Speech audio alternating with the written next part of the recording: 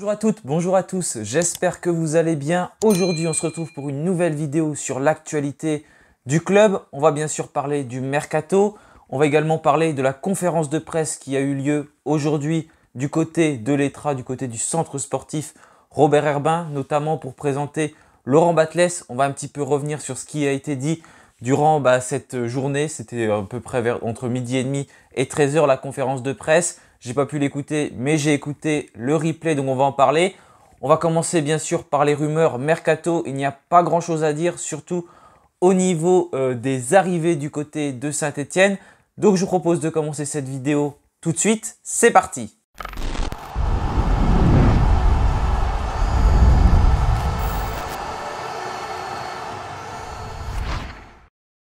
Donc du côté des arrivées, pas grand chose à dire. Il y a seulement un joueur qu'on évoque maintenant depuis pas mal de temps. Et vous le savez, plus on évoque un joueur longtemps, moins il y a de chances que ça se fasse. C'est Ibrahim Sissoko, donc l'attaquant de Niort qui était pisté par l'AS Saint-Etienne. Et ça semblerait de plus en plus difficile selon les informations de Benjamin Danet et que Saint-Etienne Inside est en mesure de confirmer puisque l'attaquant niortais qui a marqué 10 buts cette saison ne serait pas forcément intéressé pour jouer en Ligue 2 parce qu'il avait déjà connu pas mal de temps ce championnat avec Niort. Maintenant, il est en fin de contrat. Il voudrait un projet en Ligue 1. Donc, autant dire qu'il y a très peu de chances que Ibrahim Sissoko vienne du côté de Saint-Etienne. De toute façon, plus un joueur s'oppose à une arrivée, même si on essaye d'augmenter le salaire ou quoi que ce soit, ça ne sert à rien. S'il ne veut pas venir, autant ne pas le faire venir parce que ça va arranger personne. Et de toute façon, vous le savez très bien, plus les rumeurs durent longtemps, moins il y a de chances que ça se fasse. Surtout, plus les rumeurs durent longtemps et plus ça s'étale. En fait, plus les informations viennent tous les 4-5 jours et au final, ça se recontredit. Plus les informations se déroulent comme ça, moins il y a de chances que ça se fasse. De la même manière que si on a des informations tous les jours, un peu comme pour la vente du club, ça montre que ce n'est pas très sérieux et qu'il y a de moins en moins de chances que ça se fasse. Pour qu'un achat de joueurs se fasse dans de bonnes conditions, il faut que ça se fasse très rapidement, comme ça a été le cas pour les 3 recrues qui sont arrivés à Saint-Etienne. Pour Dylan Chambaud, ça n'a pas traîné. Et puis pareil pour les 2 défenseurs, Giraudon et Briançon. Tout cela s'est fait très vite.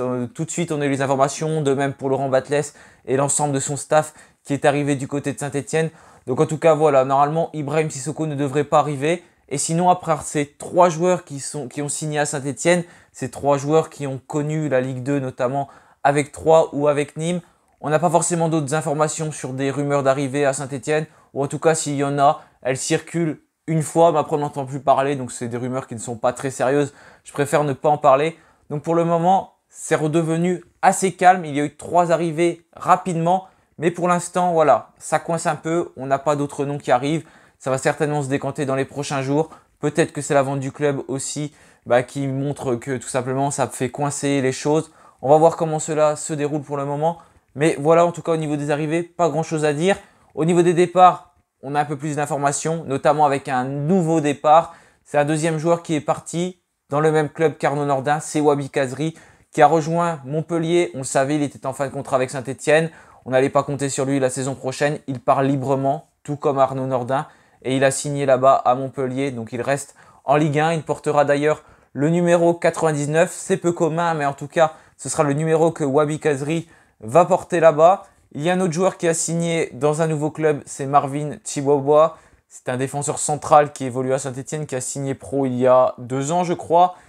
C'était un joueur très prometteur qui jouait avec la réserve. On le voyait de moins en moins. Il n'a pas réussi à franchir ce palier. Pourtant, il y a 4-5 ans, quand il avait 16-17 ans, 15-16-17 ans, c'était un joueur qui était très prometteur. On misait beaucoup sur lui. Et même des joueurs comme Michael Nadé, comme Bakayoko, tout cela lui sont passés devant dans la hiérarchie alors qu'il avait une très grosse marge d'avance. Et il a signé dans un club belge du RFC Serein.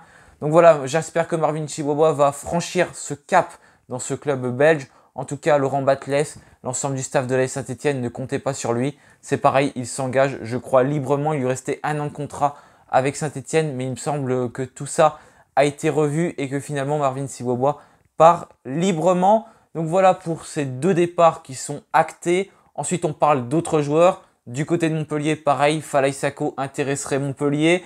Et puis, il y a également Neyou qui intéresserait Montpellier. Mais pour l'instant, Mohamed Toubachter a dit sur Twitter que Saint-Etienne n'avait pas été informé des intentions de Montpellier de prendre Neyou. Donc apparemment, on voit que Montpellier veut nous piller, un peu comme on fait avec Troyes en ce moment. Pour l'instant, en tout cas, il y a déjà 2 joueurs stéphanois qui se sont en allés dans le club montpelliérain.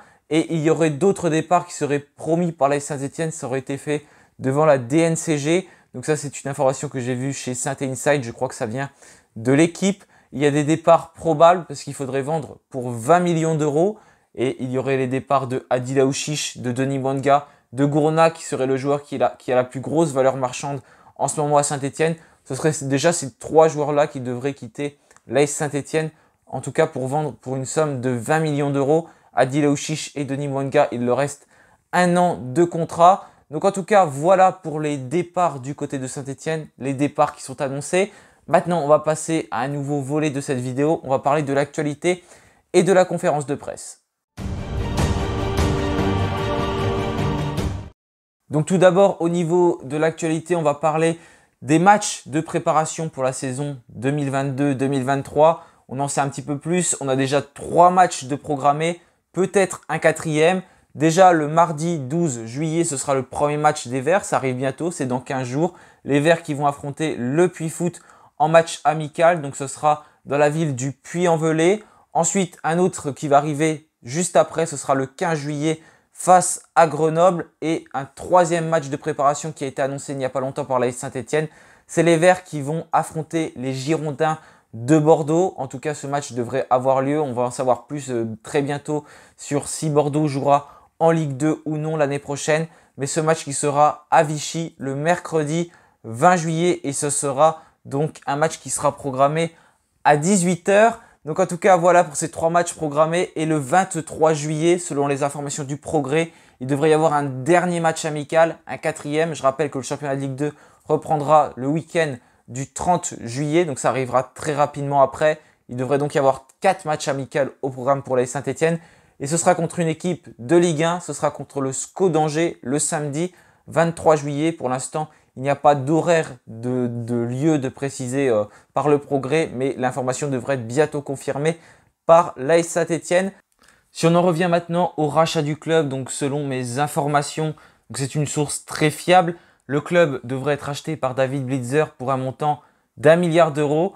Donc comme je vous l'ai dit, ma source elle est très fiable parce que c'est l'ami d'un ami, d'un ami, d'un ami, d'un ami, d'un ami, qui est le père du fils, de la tante, de l'oncle, du cousin de Bernard Cayazo. Donc normalement, tout cela devrait se faire très rapidement. L'offre devrait être mise demain sur la table de vente, sur la table des négociations. Ça a été appris par Roland Romeyer de façon très positive. Donc voilà une bonne nouvelle pour la vente du club. Donc voilà, croyez-moi ou croyez-moi pas, mais en tout cas, cette information, elle est très fiable comme je vous l'ai dit. Je connais très bien ces gens parce que il n'y a pas trop de monde avant moi pour me donner l'information. Il y a seulement une dizaine de personnes intermédiaires. Donc cette vente devrait bien avoir lieu de la meilleure des manières. Voilà, bref, c'était tout ça pour dénoncer comme quoi la vente, ça commence un petit peu à être pénible. Vous le savez, j'ai dit que je n'en parlerai plus, mais encore aujourd'hui, on a eu des informations sur la vente du club. Et puis à chaque fois, ça se contredit. C'est tout le temps ça. On en apprend une nouvelle le jour même et ensuite, il y en a une autre qui sort. Regardez hier avec Olivier Marcarian. Il y a RMC qui a dévoilé comme quoi il était revenu pour racheter le club également. Il a démenti l'information quelques minutes plus tard. Donc enfin bref, je pense qu'il ne faut plus rien écouter sur cette vente du club. Il faut attendre que cela se fasse, qu'il y ait vraiment de vraies infos, des preuves concrètes. Pour le moment, je pense que c'est mieux de ne pas en parler. Donc vous croyez ou vous ne croyez pas les informations qui sont données, mais en tout cas pour ma part, je n'en parle plus parce que je trouve que ces informations ne sont pas fiables et qu'elles décrédibilisent tout simplement tout le monde. Et maintenant, il y a eu cette conférence de presse qui s'est déroulée ce midi à l'ETRA. Qu'est-ce qu'on a appris? En tout cas, un changement de staff tout d'abord. Donc vous le savez, il y a un analyse vidéo, un entraîneur adjoint qui sont arrivés juste après Laurent Batles. Et ensuite, il y a 2-3 choses encore qui vont changer. Tout d'abord, un changement majeur, c'est le préparateur physique qui ne sera plus le même. Thierry Cotte est là depuis de nombreuses années. Ce ne sera plus lui le préparateur physique de l'AS Saint-Etienne. Ce sera Sébastien Sagnier qui va donc prendre sa place, lui qui est au club également depuis 2007 en tant que préparateur physique. Donc ça fait très longtemps qu'il est là. Mais pour autant, Thierry Cotte ne va pas partir de l'AS Saint-Etienne puisqu'il y a la création d'une cellule d'aide à la performance que lui dirigera. Donc quel est l'objectif de cette cellule? Selon Loïc Perrin, en tout cas, ça concerne l'ensemble des composants du club, que ce soit le centre de formation, l'effectif professionnel. C'est un peu pour relier tout ça et ça va être le staff médical, diététique, la préparation mentale. Voilà, il n'y a pas eu grand chose d'évoqué de la part de Loïc Perrin sur cette cellule. On en saura certainement plus très bientôt. Mais c'est ce que Loïc Perrin a dit en conférence de presse. Il n'a pas dit plus de choses. Et il y a eu cette présentation de Laurent Batles. Donc tout d'abord, Loïc Perrin a également précisé qu'il y aura d'autres recrues, bien sûr, qui vont arriver. Donc pourquoi déjà ces 3 recrues-là? Parce qu'elles ont l'expérience de la Ligue 2. Il y aura certainement d'autres jeunes qui vont être intégrés par la suite, des jeunes du centre de formation. En tout cas, le budget de la saison, il a chuté. On passe d'un budget de 70 millions à un budget de 30 millions d'euros en Ligue 2. Tout d'abord, l'arrivée de Batles, comment elle s'est faite? C'est Pascal Duprat qui a été remercié. Et rapidement, 2 jours après le match contre Auxerre, le match de barrage, c'était donc le mardi, Laurent Batles a été rencontré par Loïc Perrin, également Jean-François Soucas et Samuel Rustem. Et ces 3-là ont pris la décision donc de prendre Laurent Batles. Ce n'est pas qu'une décision de Loïc Perrin ou de Jean-François Soucas ou de Samuel Rustem. C'est une décision prise entre les 3 personnes. Et Laurent Batles a tout de suite signé à Saint-Etienne puisqu'il a signé 2 jours plus tard, 3 jours plus tard. C'était le vendredi, donc il n'a pas réfléchi très longtemps.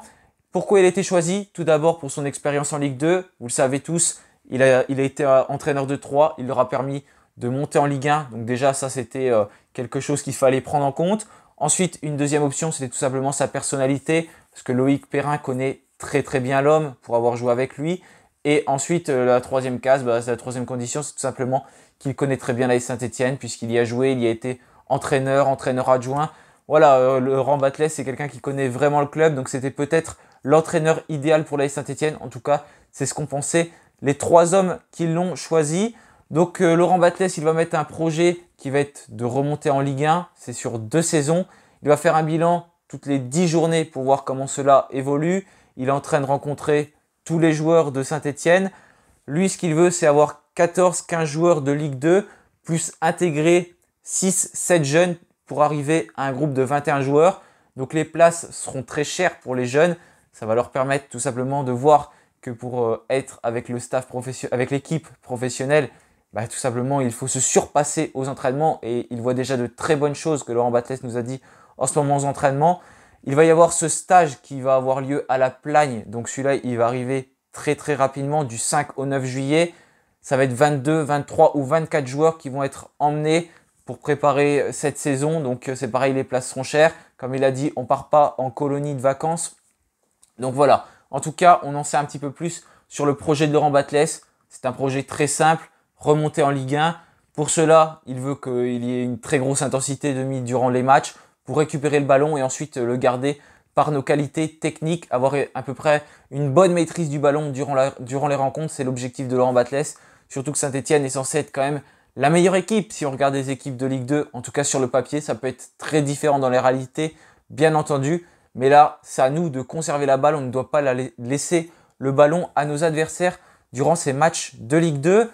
Voilà en tout cas pour la présentation de Laurent Batles qui a eu lieu aujourd'hui à Saint-Etienne, à l'Etra, au centre sportif Robert Herbin. Et ensuite, on en apprend plus sur les sponsors. Ils vont continuer avec Saint-Etienne, donc ça c'est une bonne nouvelle. Et le nouveau sponsor majeur, ce ne sera plus The Bets qui sera sur les maillots, ce sera Smart Good Things. Donc cette société qui a son PDG qui a voulu également racheter l'AS Saint-Etienne, qui était dans un projet de rachat. Et là, pour les 3 prochaines saisons, ils vont figurer donc à l'avant du maillot de l'équipe professionnelle, également de l'équipe féminine durant ces 3 saisons-là. Et sur les panneaux publicitaires, il y a un partenariat qui a été fait avec eux. Donc en tout cas, voilà pour le nouveau sponsor principal de l'AS Saint-Etienne, dont le PDG est Monsieur Bueno, qui était donc dans un projet de rachat de l'AS Saint-Etienne il y a quelques temps. Et voilà, au niveau de l'actu du club, il y a ces nouveaux maillots qui vont être dévoilés très bientôt. Cela va intervenir ce vendredi, seront présentés à 19 h à Geoffroy Guichard.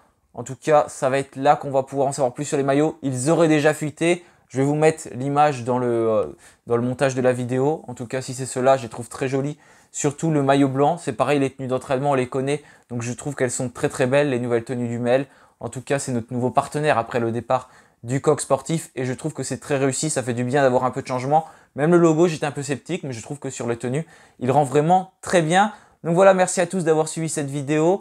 N'hésitez pas à me dire ce que vous pensez du nouveau logo, des nouveaux maillots qui seront probablement dévoilés vendredi. Si on les a déjà vus, on les connaît déjà. Donc en tout cas, voilà, merci à tous d'avoir regardé cette vidéo. Je vous souhaite une bonne journée et allez les Verts!